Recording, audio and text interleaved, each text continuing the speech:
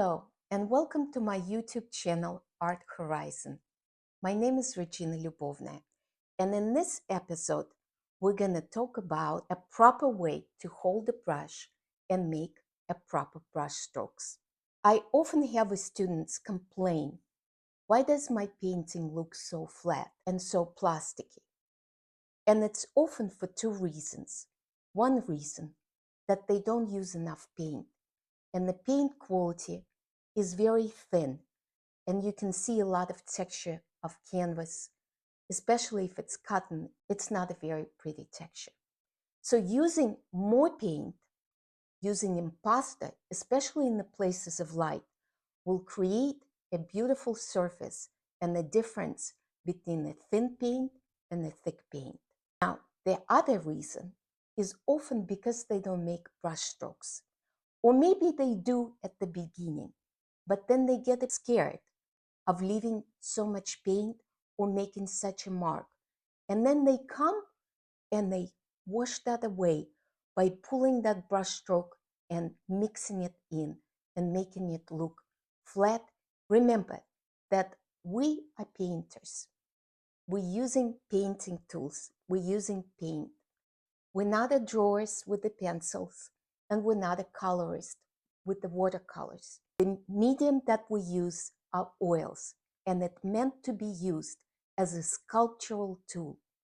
So when we paint, we must leave a brush strokes, and the brush strokes starts with how we hold the brush.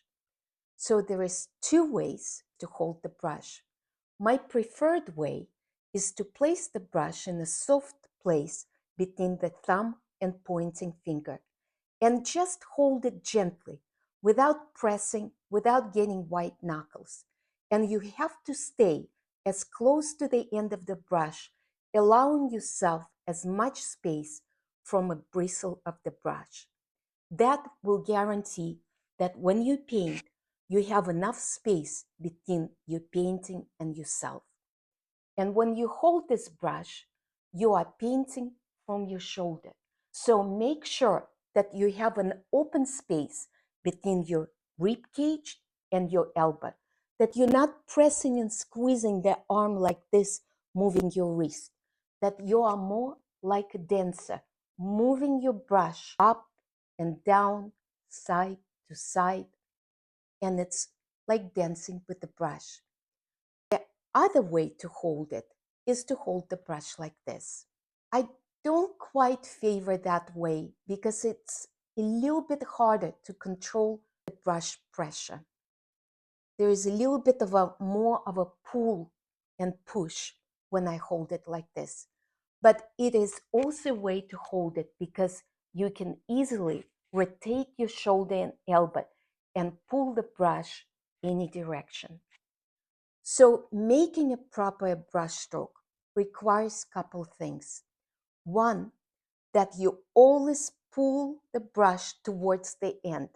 You never move the brush in any other directions, but pulling down, pulling diagonally, pulling across. That's the movement of the brush stroke. The other requirement is that each brush stroke has a beginning and the end.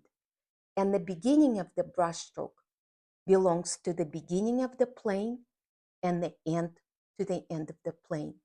So when you paint a portrait and you're painting frontal plane of the cheekbone, you're not painting all the way to the hair, because now, as you see, the space is no longer there. The form has turned, but you're still going flat. Yeah, if you look at the flat photograph, you might see it flat, but what happens to the form here? It begins here, ends here.